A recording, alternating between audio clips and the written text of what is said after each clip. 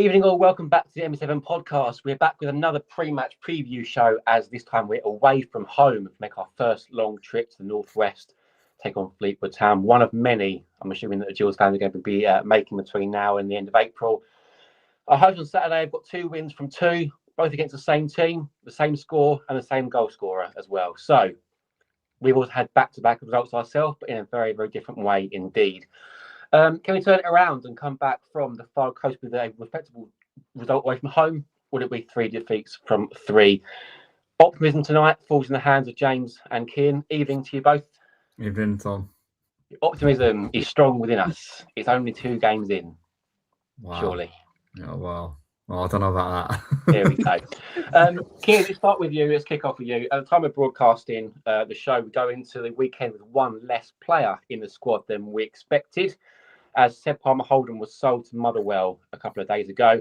Didn't expect it. Obviously, come a little bit out of the blue. Had 2 years left on his deal, so obviously one that we did get a fee for. It's rumoured to be around about the same, if not more, than what we paid for him from City in the first place. So, first of all, what do you make of that particular news? I think Gareth's been very clear that it was a good financial move for the club, which I think is primarily like the main thing that you have to look at the deal at and analyse it against. I think it's probably a great move for Seb as well. I mean, he's on the bench tonight in the Europa League, like whatever qualifying phase or whatever like rounds, which I think is a great move for him. He struggled to get game time for us, didn't he? He really wasn't. He was billed as this kind of marquee signing last summer, almost paying money for a striker. Fans kind of get excited, and then he never really hit the ground running. Obviously, Roden Hales came in. It looks like Goodwin and Hales going to be Ainsworth's preferred front 2 this season. It's probably a move where you cash in, you get a good money for him, you let the player go on and be happy, and you try and replace him with someone again and kind of start that funnel of developing players. Yeah, and James, Seb was Gareth's first signing of the summer, last summer. And obviously, it was billed, as Cian said, a 3-year deal. He's going to be a prospect for us. You can't really say it didn't work out, because let's face it, attacking-wise, nobody really worked out very well last season in the grand scheme of things. So you can't, I guess it was still a little bit new to see whether Seb was going to be a bad signing or not. But in terms of looking ahead now, we've got some gaps in the squad. If a player wants to go, then he's going to go. Obviously, Motherwell is a good option for him, a really good sort of potential move for him up north again. So what do we need to do now to replace Seb? What sort of player do we want to make him sort of move for in that area? Obviously, a goal scorer is great, but yeah, but I was saying on Saturday that we've got to understand that goal scorers are going to cost quite a bit of money. Certainly at this time in the window, that we're going to have to, if we want a goal scorer that's going to come in and hit the ground running, we're looking at least $250,000, and are we going to go and spend that as a football club right now at this window? Maybe, depends on what the ambitions are, but I doubt it, because Ainsworth has already said today that we're looking for 3, maybe 4 players. So we've got to stretch that budget now across 3 or 4 players. Am I overly concerned about us from an attacking point of view after Saturday? No. I'm more concerned about us from a defensive point of view. So I think our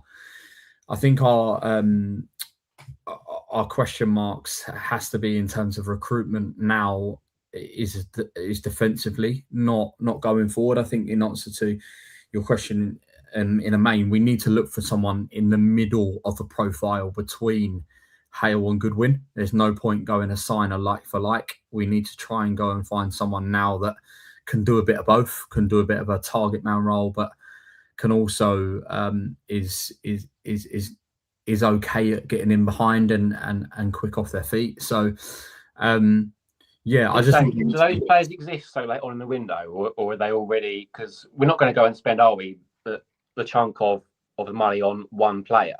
No. So how? No, we're not. We're not, are we? I think like Cian just said, I think Goodwin and Hale are his preferred 2, and they will be. He's already said that he really, really likes Will Goodwin. I thought he showed really good quality on Saturday at times.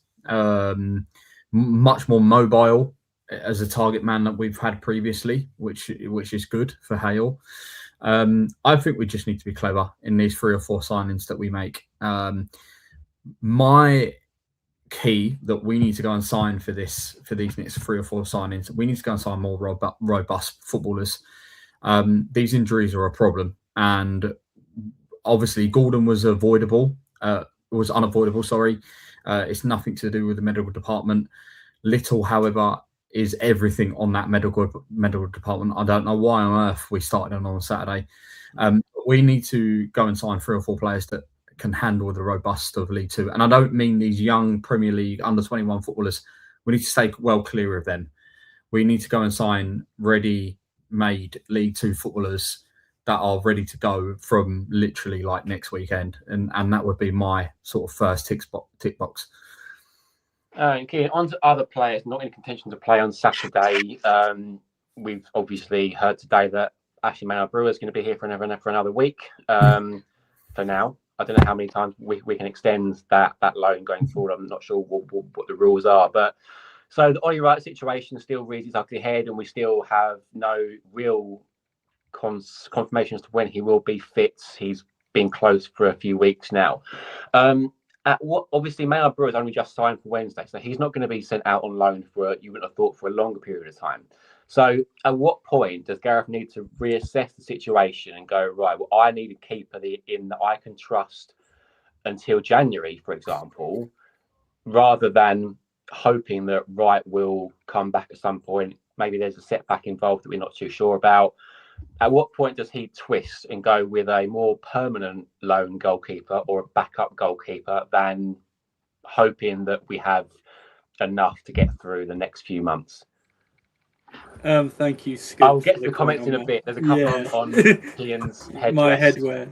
But no, personally, I think it's probably a decision he's probably having to make this weekend. And if he's not made it by Sunday night, he definitely needs to come in on Monday and have a long hard think about it. I'm really not sure what's happening with Ollie Wright. It's quite concerning. I know, I mean, even just from a communications perspective, you don't want to be lying to fans. And I'm not suggesting that's what Ainsworth is doing. We all know he's always a bit coy and he tries to play the game when it comes to fitness with players. But it really is quite frustrating. I might take those away and hide those for a little while. It really is quite frustrating that that we don't know. And I mean, like you say, how long can we have Ashley Maynard-Brewer on loan for? We're already on our second emergency loan goalkeeper. If Ollie Wright, say, is fit for next weekend, maybe it's fine.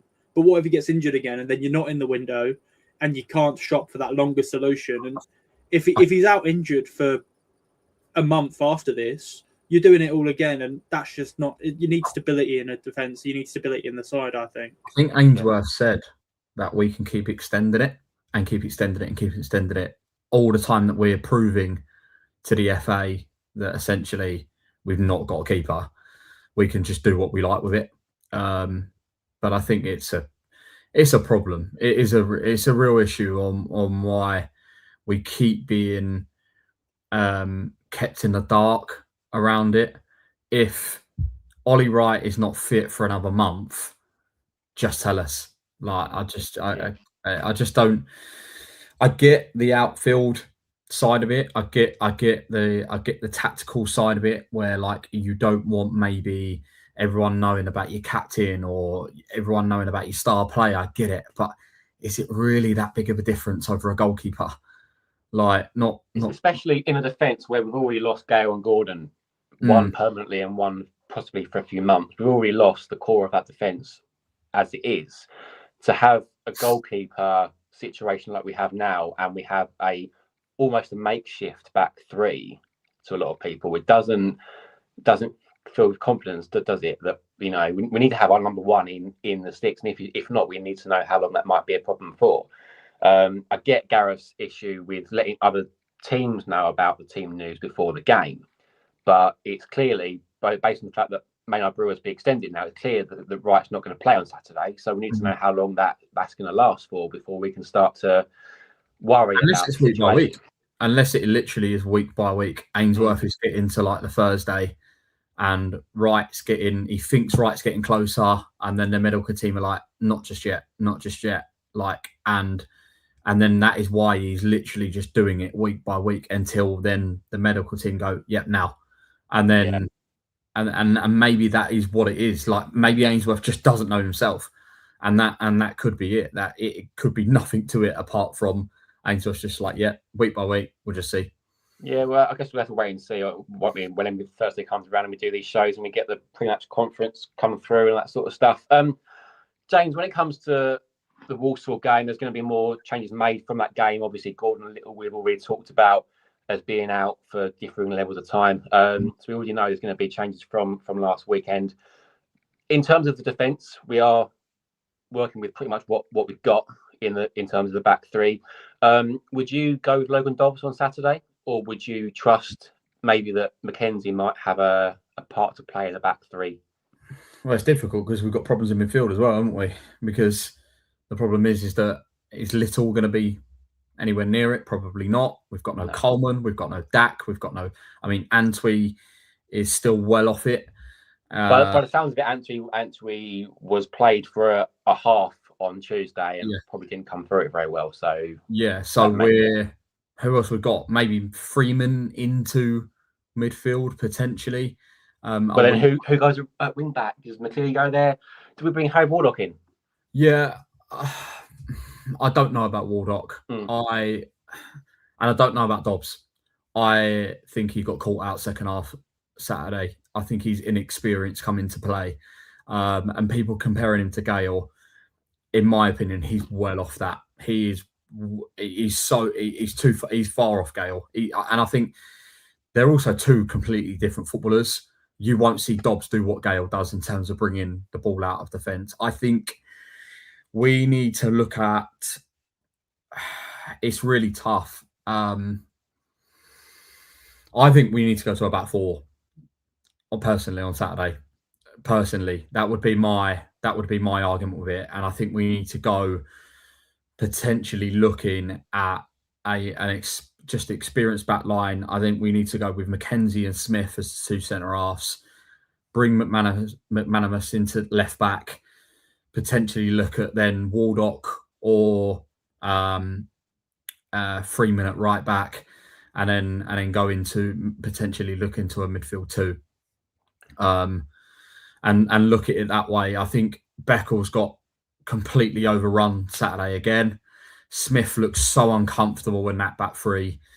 And all the time that we're chopping and changing, sometimes going back to a back four and going back to just what might be beneficial. He probably will go a back three.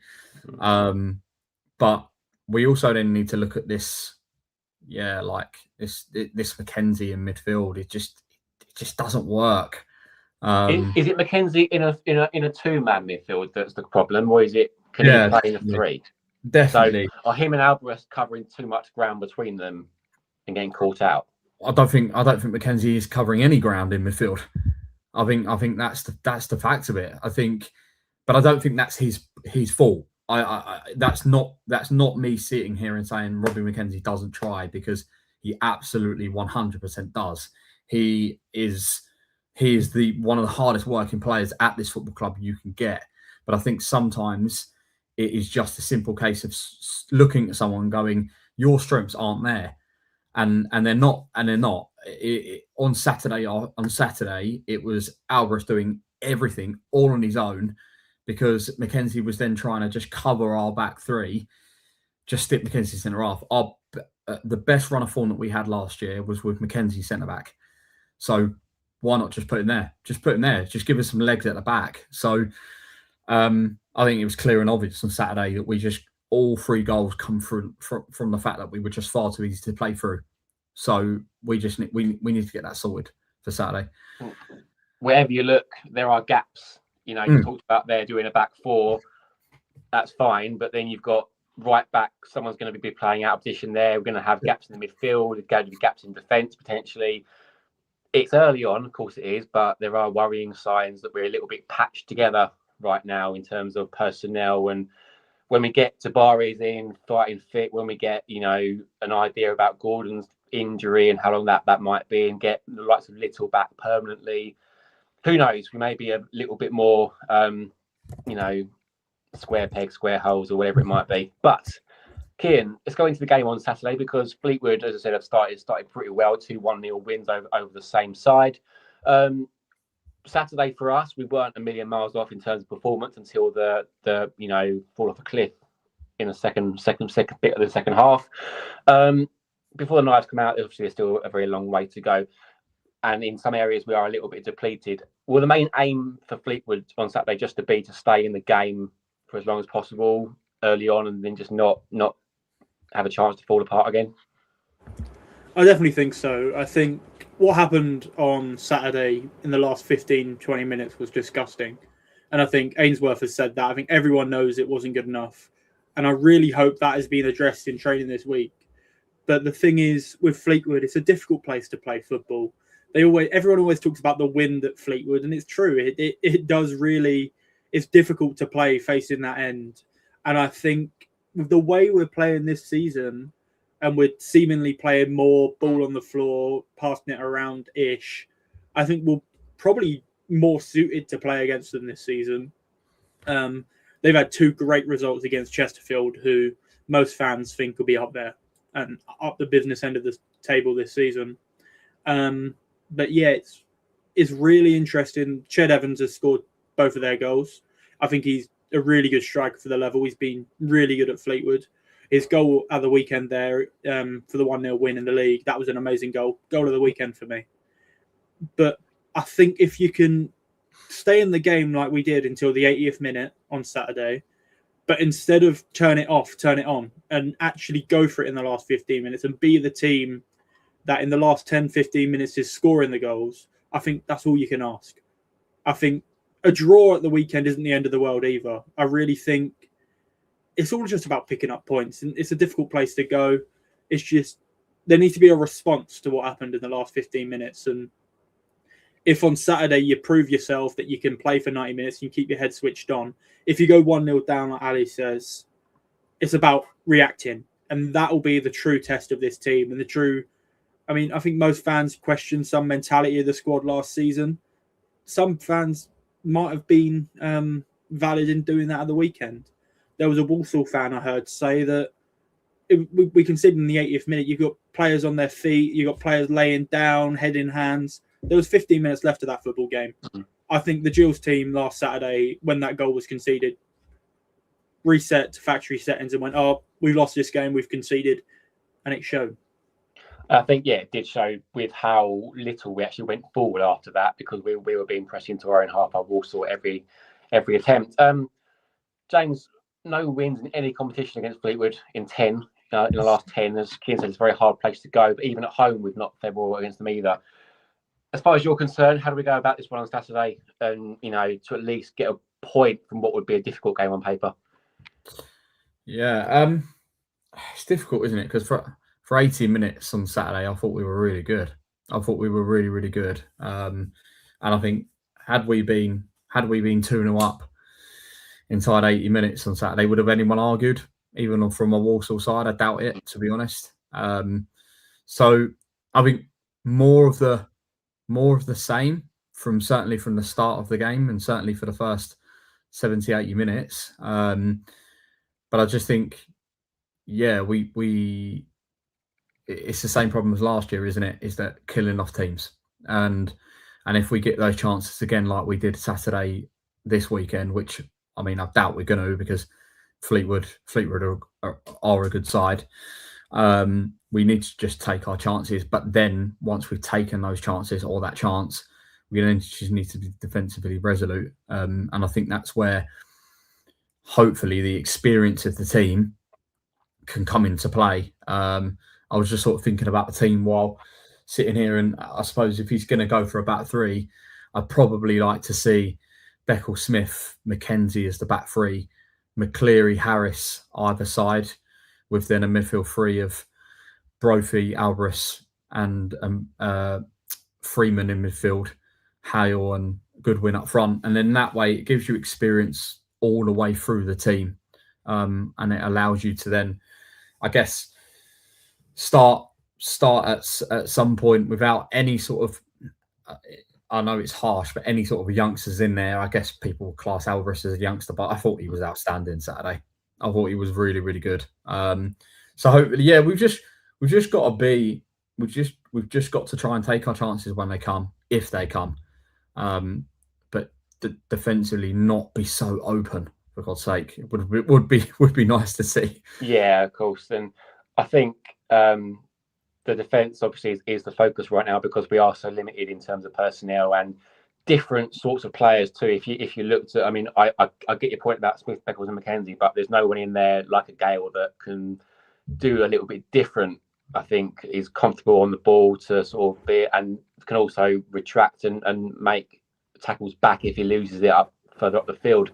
Cian, one more question for you in terms of personnel. We've got Colin McManus on the bench. On the in the side on Tuesday. He played obviously against Huddersfield in the PL2 Cup.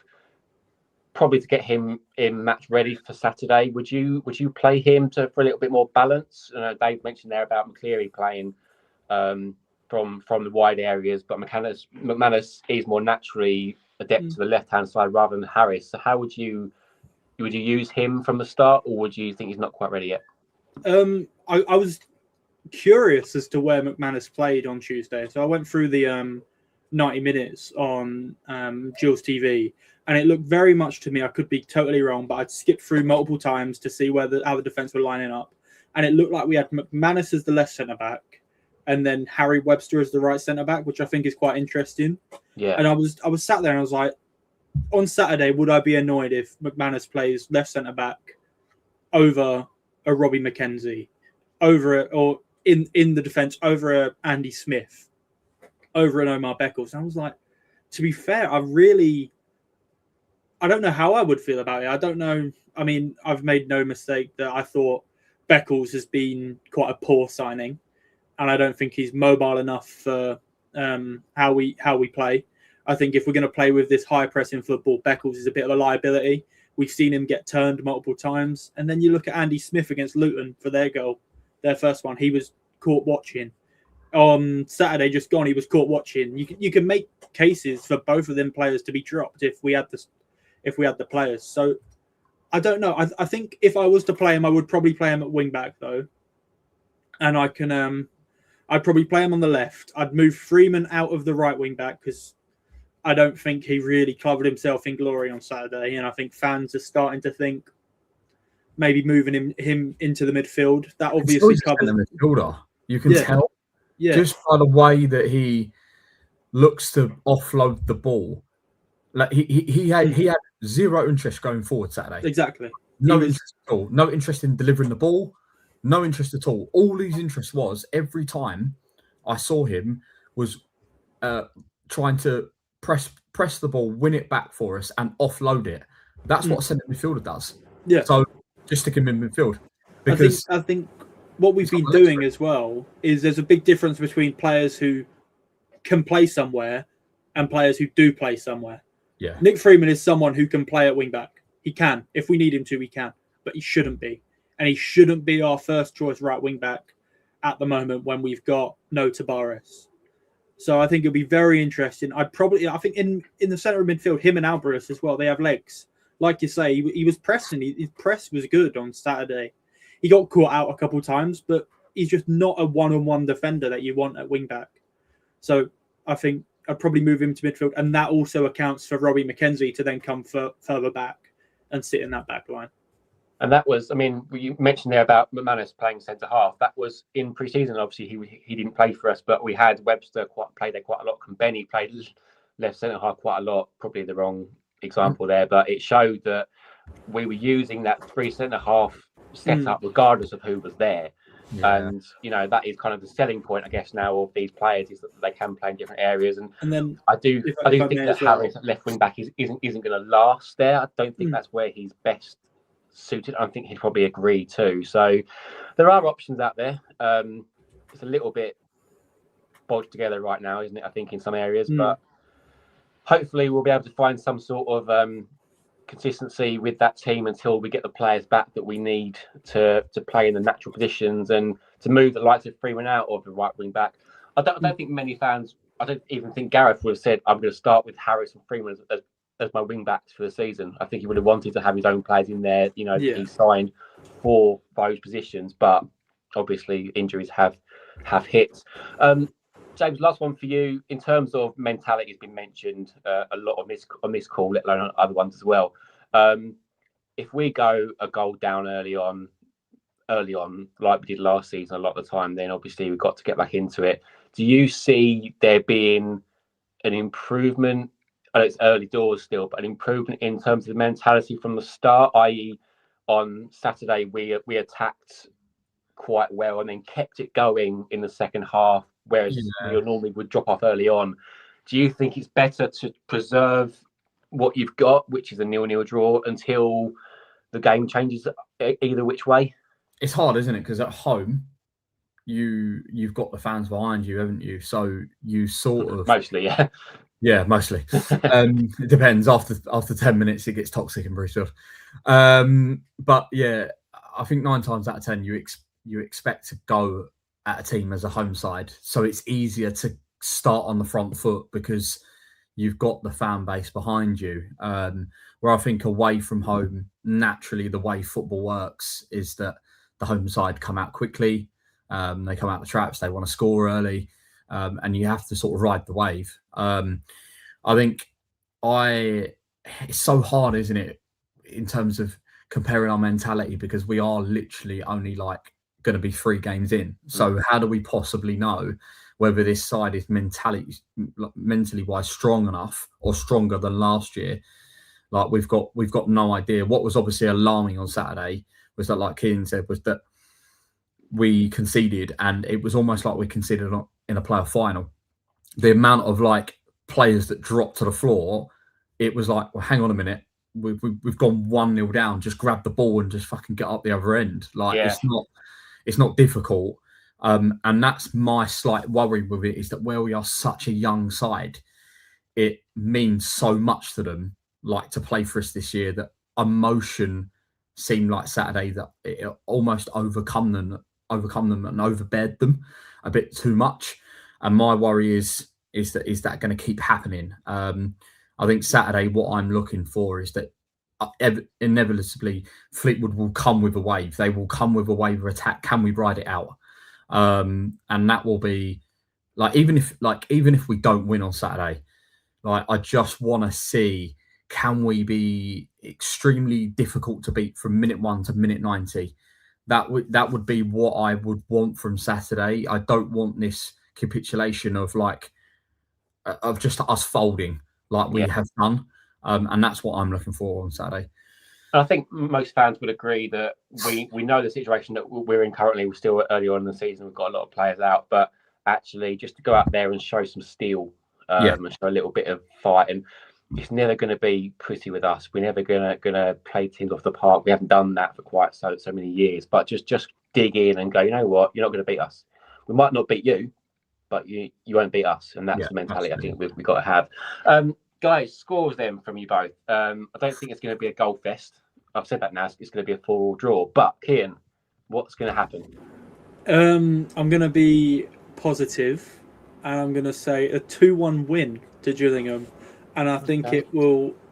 I think what's going to happen is in the 90th minute, Will Goodwin's going to rise to a header, put one away, and everyone's going to forget last week. I mean, he probably would have been taken off by that point. So yeah, fair. Just to throw a dagger in there for you, James. I'm going to go the other way. I'm going to go 2 on defeat. Okay. I don't know. I just think we're a little bit too patched up at the moment. And it's very much square pegs and round holes. And yeah, I think we're going to feel the effects of it. But I'm going to go 2-1. Let's look at some comments before our last piece. Let's have a look what we got. Mostly Dave, to be fair. Dave can't keep away, which is I'm assuming he means the things on your head, Cian, and not my hairline, because I can't change that. That's natural. You could change yours, but then again, the selling point, You're the eye candy now of the podcast. Even though James keeps on doing this with his beard. I know. I was going to say, with those headphones, how can they? How can he be? How exactly that? Yeah. Matt Olsen says, glad that Seb's moved on. Hopefully, a good feel need to spend it wisely. Obviously, the fee's been rumoured around sort of six figures, around 200k. We might never know that, or we can sort of estimate what that might be.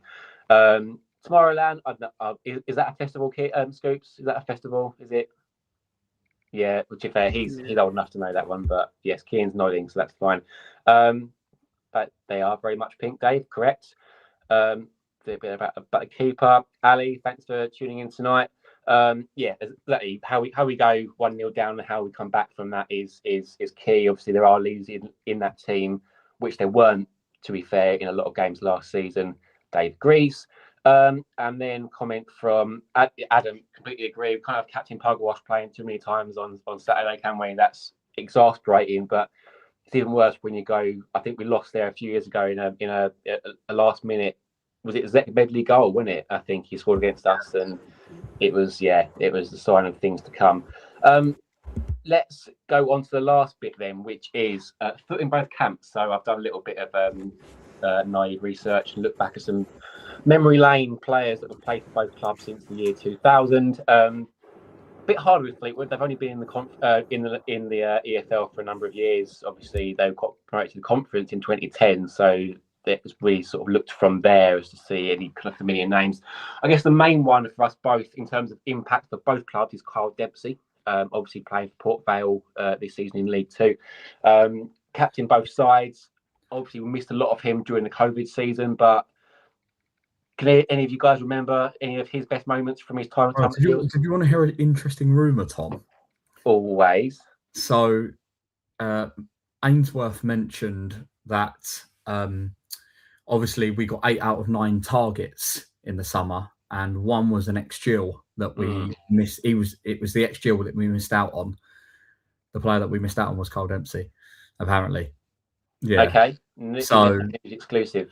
Yeah, apparently it's an apparent rumor before everyone sort of shoots me down. But I mean, it would have been a great signing. I'd have absolutely loved him back. He would be perfect for that Gills midfield. But sorry, we've already got a number 8. I thought he was.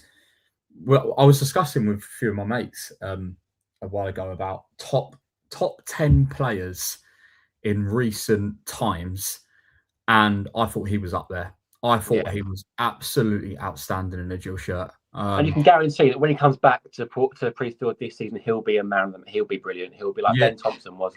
Yeah, I mean, we were obviously tinkering in the playoffs in League One under Evans, and he was the reason we were literally tinkering in those playoffs. He was unbelievable. Such a shame, but we missed out on him. Some players from years ago who have played with us on a permanent basis that play for Fleetwood. Max Clark had a loan spell there before we joined Rochdale. Mika Mandron had his first youth loan from Sunderland at Fleetwood Town. And Ryan Jackson played there while they were still a conference club. Who could forget the contribution of Ashley Naderson at the very beginning of the 23-24 season? Unfortunately, that was all we saw from him after that, after those few goals in the League and Cup. Thought he was going to be the next Cody. Thought he was going to be our next sharpshooter, but unfortunately, that was all we saw from him. And he now plays for, I think it's Horsham in the National League South or North or Premier. Yes, other Gills players, all loanees actually, including Zach Medley, Scott Robertson, Jack Marriott, who I thought obviously had a really good career at a decent level.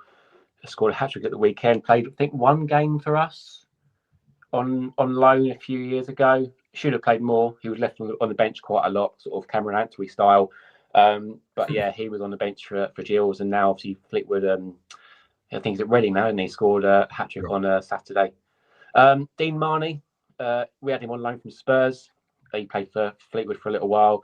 Bailey Cargill and Amari Bell were also ex-Gills loanees who have played for Fleetwood Town. Any memories of any of those players that I've mentioned there that dragged through the history books?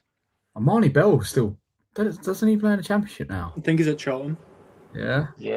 He played down at the friendly game in the summer. It's it's quite interesting the difference of quality in players in in that list throughout the years. They would have had some players though. They really have. You know, like not even loan players. They've had sort of players that they've sold on for a good profit, and obviously they're still getting quite a bit of money in now. They sold Graydon, didn't they, in the summer? Or no, sorry, last year for almost £1 million.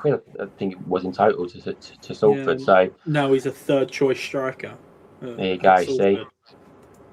It's like we need a striker. We just can't afford to pay that much for one. There we go. To be fair, last season at Fleetwood, Graydon did try and kick the ball into the away end after a fan had thrown it onto the pitch, and he got yellow carded for it, which Brilliant. Some Gills fans enjoyed reminding him of at Salford away as well in the spring. That's the sort of players that we need to come in. Comment from Ali: how many players do you think we need? James, you mentioned that already. Sort of said around sort of 3 or 4. Is that still your stance on it? Yeah, I mean, it's Ainsworth's stance. Yeah, he said it. He obviously said it in the press conference earlier today that we need. It's definitely going to be 3, maybe 4. I think we need a centre half, a centre midfielder, and a striker. We need the spine of the team again.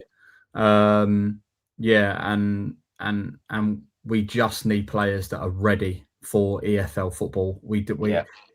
I really like. There's one thing saying we need 3 or 4, but if we go and sign a couple of under 21 Premier League footballers, they are going to be no good to us. No good. We've seen it. We've seen it with the Palace boy that we had last year. He just wasn't cut for EFL football. I think there's been a couple of others that we've had over the past recent years. We need to stop going down this. I mean, Akamoa was another one from sort of Watford under 21s. He was absolutely fucking useless. So watch Morgan now get like 15, 20 goals in the championship for West Brom. Yeah, I mean, if you use him in the right positions, then playing Jimmy J Morgan on the right wing probably wasn't the best ideas from Mark Bonner. But we just need. But the problem is going to be it's budget, isn't it? They're going to cost money. And I think we are at this time in the window where whether Ainsworth likes it or not, and the Gallantons like it or not, we're going to have to spend some money. We're gonna have to. We've got to spend some money to bring in good quality players that are ready to go. Easy, right? Simple task to do. Exactly. Yeah. We'll be negotiating with clubs that don't want to let their players go so late in the window. We'll be paying over inflated wages, and we're back to square one before we have the coal in the summer. So optimistic end to the show. Thanks, guys, for coming on. Appreciate your time as always. Gills fans, hope it's one of our current players that can do something memorable on Saturday to ease a few of our worries in what is already a patched up Gills side through injuries and so on and so forth. Thanks to the guys for the insights this evening. We're back on Sunday for an evening 8 p.m. review show. What else we're going to talk about in that time? Hopefully 3 points for a start. Until then, have a great rest of your week and come on, you Gills.